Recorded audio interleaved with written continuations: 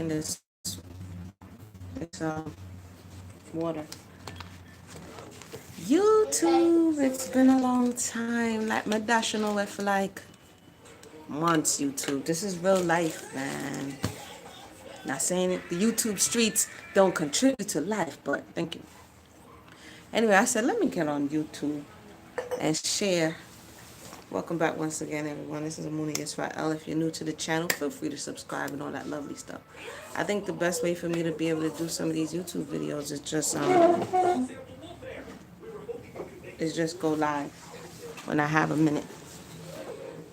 The sun is hitting, so sorry about that. How to start a vegan food business. So I was heavy in research, for those who are veterans on the channel, of different topics. Dealing with the melanated community, dealing with slavery, these are some of the topics. But when you come off in the physical world, we started 2 years ago a vegan spot. And we've learned a whole lot. Oh my goodness. Like, okay, I guess I'll just incrementally giving you stuff. So there's some people who is in theory how to start it. First of all, I would say research. I would say research, and think about and write down what you want to do. Some people have a clear vision, a clear exact vision. This is what I want to do. And some people don't know. Take that time because it sounds all interesting. You're on the Instagram and on my Instagram, right? Because it's at the Yummy Cottage on Instagram. Because on Instagram, hey, peace Vector, what's going on? Because a long time on Instagram, I added all of these vegan, food things because you get ideas. That's another thing. Source ideas. Sometimes we think, yo, I'm the best to ever do it, but the reality is, now that things are picking up in this realm, there's a lot of information coming in, and so you may not be the first to ever do it, but there's definitely ways in which you can improve. You have to kind of know what it is that you like or don't like, what you're willing to use or not use. There's some people who may do soy, and some people may do canola oil, and some people may do mushrooms. You have to find out what's your thing, especially when you're sourcing recipes or getting ideas about what you actually want to do. So I would say the research on one side is the recipes research, the food research. And then I went to Test Kitchen. I did some Test Kitchen videos here. I did a lot on Facebook. I'm going to try to, when I do go live here. But I would say Test Kitchen in your own kitchen. If it's a sauce, sometimes it doesn't have to be full-fledged food. These are just me. Is it a sauce? Is it a... I saw today there was a sister in Atlanta that opened up a vegan dessert spot. You have to know, what lane am I going to go into? Is it a drink? Is it kombucha? What is it? If you try to do a catch-all net, it can get really interesting. I'll take you guys on a tour in a minute, around the Yummy. See what we've been up to. But I would say research. Don't get stuck in the paralysis of analysis. Do the Test Kitchen while you're doing the research. Share it with your family, share it with your friends, so you can know what works, what doesn't work. If you're really serious after that, do it for a while. See if you'll be willing to cook, chef it up for other people on a continual basis, and then look at your channels of distribution. If you are in certain states, this particular state, Florida, they have what do you call cottage laws, where you can do certain goods in your home. It just has to say what it is. So look in your state and see cottage laws if you wanted to go that route to be able to bake bread or cupcakes or muffins. Usually it's dry things like pasta, cupcakes, breads, baked goods, and pickled, I think, jams, things of that nature. So you can start there. Anything that needs a refrigerated, that's where they kind of say you need licensing. So I'll just say a little bit of, that's how I started. Let me just say that. That's how I started at first, is just really researching about what I wanted to do. Let me just say I have a little bit of creative ADD. So my my need to always be like researching and, oh, let me think ahead. And so I did start off looking into the cottage laws, but I'm like, well, that's not what I wanted to do. I didn't know exactly what, and so now I'm going to talk about a little bit about how I did it, right? I didn't know exactly what I wanted to do. But I knew I wanted to cook, so I started off cooking. I started off getting the catering.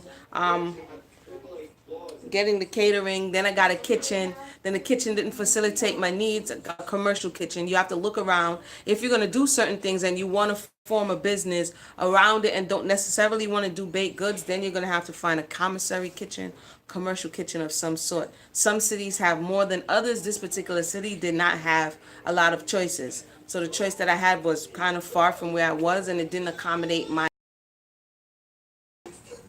stay at home, as they would say, homeschooling mother of four, right? So that's crazy, crazy, crazy. That may be just another video. Anyway, I'm just telling you how to start a vegan food business. So you may A, do your research, B, test kitchen, see what direction you want to go with what it is that you're doing. For farmers markets that may be in your area, because the next thing you need to do, your family may not want to hurt your feelings, your friends may just want you to leave them alone. So next thing, after you make sure your food is okay and not gonna you know what I'm saying, take anybody out with the food, you gotta make sure it's good. Then you look for farmers markets or organizational sales where you may have to be able to buy a table, $20, $15, and then you start wetting your feet a little bit, unless you have prior restaurant experience and you just jump out there and do what you do. What else? If you want to cook, if you want to cater and things of that nature, then you're gonna have to go for different licensing, depending on your state and on your city what they require. It usually goes by the state what they require. More than likely, if you want to run your own restaurant, you're gonna have to study for the food management certificate, which is not that difficult. They just want to know what temperature to keep certain things at. And I must say, even though I had to study a whole big packet, the majority of it doesn't apply to vegan food, because there's no eggs, there's no poultry, there's no beef, there's no pork, there's no shellfish. And that's where a lot of the issues come in. The things that they would ask in the respect of vegetables is, you can't cut the greens and leave them out. You can't, cut a melon and just leave it out, things of that nature. Yeah. It can be done. I know right now is an exciting time. There's a lot of companies popping up and people popping up, and depending on where you are, the support may not be there to the degree that you're looking for it. I say, as I try to say to myself sometimes, be encouraged. The good thing is that the people love the food. They love our food. They love what it is that we do. And we've just been over the last 2 years of all of the things we can do. Like, we can do this and we can do that and we can make nice cream and we can make, because we're a small operation, not able to hire people as yet, So I would say that even if you cast your net wide, then you begin to bring it in to fine tune some of the things that you can do well until you can operationally manage. Because you have to think about, these are some of the things that you have to think about when you say, we're going to have 10 things on the menu. You have to have all of the ingredients for all of those 10 things. If you say you're going to open a shop, you have to have all of that in stock at all times. Now, if you don't have working capital, then lies the problem. Then you're going to be like, oh, we don't have this today, we don't have that today. So these are all things to consider. Business plans are always great, but then when you actually begin to work through some of the issues that you may encounter, you won't know till you roll up on it. You know what I mean? And so, yeah, that's kind of the long and short of it. I'm not going to stay too long. I know it's been a while. I just want to show my face. I'll come back with more like short videos, concise videos, so I don't ramble and mix all the subjects together. So, in conclusion, how to start or starting a vegan food business. I think that's what I need. Starting a vegan food business. 1, research what it is that you want to do. 2, look into test kitchen at your home, with your family, with your friends. Eventually, if it's a product that you can, if you have access to people within your community, you share it, because they're gonna give you, if you're a person who can take feedback, they're gonna give you honest feedback. It was too salty, it was too mushy. This is the time where you want to tweak what it is that you're doing. Anybody who's like, oh, it's so great, it's so lovely, you don't have any space for improvement at that point, because they're just gonna convince you that everything is great and everything is lovely. But you want longevity. You don't want to just, we're here and then tomorrow you're gone. And so that's what I found in what it is that we do. I'm always consistently looking to how I can improve what it is that I'm doing. So I'm not just someone who's here just talking. Let me take you on a quick tour of the Yummy. We're actually in phase 2.